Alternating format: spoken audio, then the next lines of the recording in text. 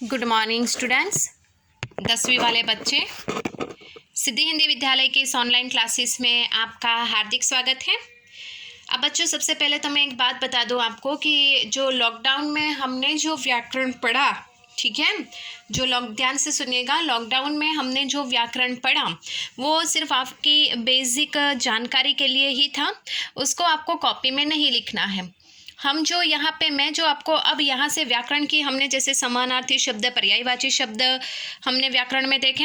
अब हमारा दूसरा जो मुद्दा चल रहा है समास का, ये आपको सब व्याकरण में लिखना है। ध्यान से सुन लो, ये सब आपको व्याकरण में लिखना है क्योंकि ये परीक्षा से रिलेटेड जुड़ा हुआ है, ठीक है। इसके लिए आपको ये व्याकरण में लिखना है। लेकिन लॉकडाउन में जो हमने व्याकरण में पढ़ा वो आपको व्याकरण में आपके बेसिक सिर्फ जानकारी के लिए था, ठीक है। अब यहाँ पे बच्चों, सबसे पहले तो आज समास के भीतर हमारा ये जो मुद्दा समास का चल रहा है उसमें हमने देखा कि समास यानी संक्षेप, छोटा सा हिस्सा। दो पद उसमें होते हैं मुख्य। अब दो पद में एक पद परिभाषा के हिसाब से होते हैं। उसमें पहला जो पद होता है वो पूर्व पद होता है, दूसरा जो होता है वो उत्तर पद होता है, ठीक है। पूर्व पद किसे कहते हैं वो तो हमारे पहचान में आए, उत्तर पद किसे कहते हैं वो हमारी पहचान में आए। दोनों पदों के बीच में जो प्रत्यय और विभक्ति लगती है वो किस प्रकार से होती है वो भी हमने देखे। हिंदी भाषा के भीतर यहाँ पे हमने देखा कि उसके माफ़ कीजिएगा, 6 प्रकार होते हैं। हिंदी भाषा के भीतर हमने देखा कि समास के 6 प्रकार हैं। तत्पुरुष समास, ठीक है, सबसे पहला हमने देखा। तत्पुरुष समास की परिभाषा हमने देखी। थोड़ा सा रिवीजन करें, रिवीजन करना बहुत ज़रूरी होता है क्योंकि वो जो पहले याद किया हुआ वो कहीं ऊपर उड़ ना जाए, उसके लिए, ठीक है। तो तत्पुरुष समास, तो तत्पुरुष समास में हमने क्या उसकी परिभाषा देखी थी कि जिस सामासिक पद के भीतर पहला पद प्रधान होता है यानी पूर्व पद प्रधान होता है और उत्तर पद गौण होता है, दोनों पदों के बीच में जो विभक्ति होती है उसका लोप हो जाता है, उसे तत्पुरुष समास कहते हैं। जिसमें हमने कुछ एक उदाहरण देखे, विद्यालयी, ऐसे है ना, आप बीती, ये सब हमने उदाहरण देखे। फिर हमने देखा तत्पुरुष समास के उपभेद। तत्पुरुष समास के उपभेद 6 उपभेद थे उसके। उसमें हमने देखा कर्म तत्पुरुष, करण तत्पुरुष, ठीक है। उसके बाद संप्रदान तत्पुरुष, अपादान तत्पुरुष, संबंध तत्पुरुष और छठा अधिकरण तत्पुरुष। ये हमने तत्पुरुष समास के उपभेद देखे। हमने द्वंद्व समास देखा, द्विगु समास देखा, ठीक है। अब यहाँ पे हमने देखा यहाँ पे कर्मधारय समास, आगे वाले वीडियो में हमने, तो कर्मधारय समास में भी क्या है, द्वंद्व समास में हमें दूसरा समास का प्रकार हमने द्वंद्व समास देखा। द्वंद्व समास में हमें क्या याद रखना था, और, एवं, या, और के ऊपर भी 2 मात्रा वाला और, ठीक है। द्विगु समास में हमें क्या याद रखना था, संख्या। और कर्मधारय समास में आगे वाले वीडियो में हमने देखा, उसमें हमें विशेषण विशेष्य याद रखना था, ठीक है। अब यहाँ पे बच्चों एक बात मैं आपको बता दूं कि समास का यहाँ पे जो ये आगे वाला जो 5वां प्रकार है, ठीक है, 5वां प्रकार, अगर उसमें थोड़ा सा टाइम जाता है तो कोई बात नहीं, उसमें एक वीडियो में ये ख़त्म नहीं होगा, मेरे ख्याल से 2 वीडियो इसके लगेंगे, लेकिन हम धीरे धीरे से उसको पढ़ेंगे, कोई जल्दबाजी नहीं करेंगे। क्योंकि अब तक तो हमने देखा कि 2 पद ही थे, 2 पदों से यहाँ पे क्या होता है, तीसरे नए शब्द का निर्माण होता है। इसके लिए पहले परिभाषा को देख लेते हैं, मैं पढ़ लेती हूँ, ध्यान दीजिएगा। जिस समास में पूर्व पद तथा उत्तर पद दोनों में से कोई भी पद प्रधान न होकर कोई अन्य पद ही प्रधान होता है उसे बहुव्रीहि समास कहते हैं। अब आपकी समझ में आया क्यों मैंने आपसे कहा कि इसमें थोड़ा सा टाइम लगेगा, एक वीडियो में ये शायद ख़त्म ना हो तो 2 वीडियो लगेगी, लेकिन फिर भी हम आराम से पढ़ेंगे, कोई जल्दबाजी नहीं करेंगे। क्यों? क्योंकि यहाँ पे अब तक तो हमने देखे कि 2 पद होते थे, लेकिन यहाँ पे तो 2 पदों के माध्यम से कोई तीसरा पद प्रधान होता है जो हमें सोच कर बनाना है। अब यहाँ पे ये जो परिभाषा है ना, जो मैंने आपको डेफिनेशन बताई, व्याख्या बताई, तो उसको ज़्यादा समझने के लिए हम क्या करेंगे बच्चों, पहले उदाहरण देखेंगे तो ये परिभाषा आपके दिमाग में बैठ जाएगी। यहाँ पे भी पूर्व पद और उत्तर पद तो है ही, लेकिन हर एक में क्या होता है पता है बच्चों की, जैसे कि पूर्व पद प्रधान होता है, उत्तर पद गौण होता है, कुछ एक में ऐसा होता है परिभाषा में कि दोनों पद प्रधान होते हैं, जैसे हमने द्वंद्व समास में देखा माता पिता दाल रोटी, उसमें दोनों पद पूर्व पद उत्तर पद प्रधान थे। समझ में आ रहा है आपको? तत्पुरुष समास की परिभाषा में देखा कि पहला पद पूर्व पद प्रधान होता है, दूसरा पद गौण होता है। लेकिन यहाँ पे तो बहुव्रीहि में ये कहा गया है कि पूर्व पद और उत्तर पद में से कोई भी पद प्रधान नहीं, मुख्य पद नहीं है।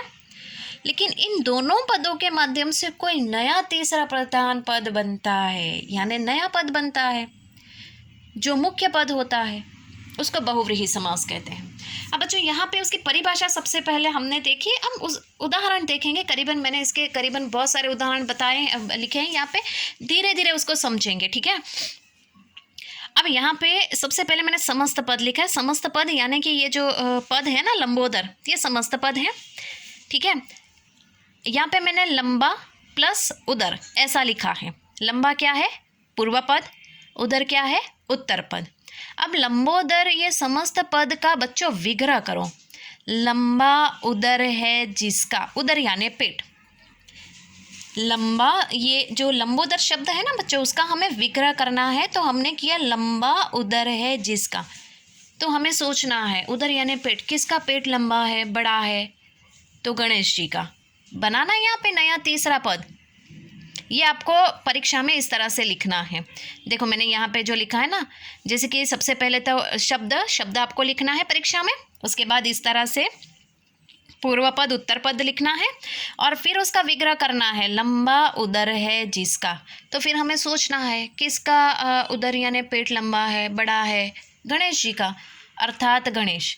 इस तरह से ये तीसरा पद भी आपको परीक्षा में अगर ये इस तरह से बहुव्रीहि समास का आता है तो आपको लिखना है, अगर नहीं आता है तो लिखने की ज़रूरत ही नहीं है। उसके बाद दूसरा उदाहरण देखो बच्चों, यहाँ पे मुरलीधर समस्त पद है। सबसे पहले हम उसको अलग करेंगे, मुरली प्लस धर यानी मुरली पूर्व पद, धर उत्तर पद। अब मुरलीधर शब्द का विग्रह करो बच्चों। मुरली को धारण, धर यानी धारण किया है जिसने, अर्थात मुरली को धारण करने वाला। मुरली को धारण करने वाला लिखो कि मुरली को धारण किया है जिसने। अब वापस सोचो कि मुरली को किसने धारण किया है, फिर हमारी समझ में आएगा कि हाँ श्री कृष्ण। देखो मैंने लिखा ना श्री कृष्ण, इस तरह से। अब मुझे लगता है कि थोड़ा बहुत आपके दिमाग में बहुव्रीहि समास की परिभाषा थोड़ी बैठी होगी, है ना। पूर्व पद उत्तर पद प्रधान कोई नहीं होता, लेकिन उससे अन्य तीसरा पद प्रधान होता है। अब समझ में आया? ये पूर्व पद उत्तर पद प्रधान नहीं है, लेकिन उसका विग्रह करने पर कोई नए तीसरे शब्द का पद का निर्माण हुआ जो मुख्य है। अब समझ में आया? अब थोड़े और उदाहरण देखते हैं बच्चों। यहाँ पे आगे नीलकंठ समस्त पद है। सबसे पहले तो उसका विग्रह करेंगे, यहाँ पे विग्रह नहीं, उसको यहाँ पे पूर्व पद उत्तर पद देखेंगे उसके। नील प्लस कंठ, नील क्या है? पूर्व पद, कंठ क्या है? उत्तर पद। नीलकंठ शब्द का विग्रह करो बच्चों, तो यहाँ पे नीला कंठ है जिसका, नीला कंठ है जिसका। अब सोचो किसका कंठ नीला है? तो भगवान शिव। आया ना ये तीसरा पद यहाँ पे नया जो मुख्य है। अब समझ में आया? ऊपर वाला शब्द रह गया बच्चों हमारा दशानन। दशानन समस्त पद है, उसमें यहाँ पे 10 प्लस आनन, 10 यानी पूर्व पद शब्द, आनन यानी उत्तर पद। आनन यह का मतलब क्या होता है वो मैं आपको बता दूं, मुख। 10 आनन है। अब ये दशानन शब्द का विग्रह करो। 10 आनन है जिसके, यानी 10 मुख है जिसके। अब सोचो बच्चों किसके 10 मुख है? तो रावण। फिर लिखो यहाँ पे रावण। अब समझ में आया? इस तरह से बहुव्रीहि समास बनता है। पांचवा उदाहरण उसका देखेंगे, हंसवाहिनी। क्या शब्द है? हंसवाहिनी। सबसे पहले पूर्व पद उत्तर पद को अलग करो। हंस क्या है? पूर्व पद। वाहिनी क्या है? उत्तर पद। अब ये शब्द का विग्रह करो बच्चों। हंस वाहन है जिसका, हंस वाहन है जिसका, अर्थात जिसने हंस को धारण किया हो वह। तो कौन?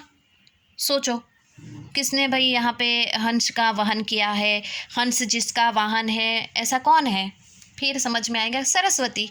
देखो यहाँ पे मैंने लिखा ना सरस्वती। तो बच्चों इस तरह से बहुव्रीहि समास बनता है। तो बच्चों आज की इस वीडियो में यहाँ तक रुकेंगे। आने वाले वीडियो में बहुव्रीहि समास ही पढ़ेंगे, उसके जो बाकी के उदाहरण है उसको और ज़्यादा समझेंगे ताकि बहुव्रीहि समास आपके दिमाग में ज़्यादा क्लियर बैठ जाए। ठीक है, तब तक के लिए यहाँ पे रुकते हैं। Thank you.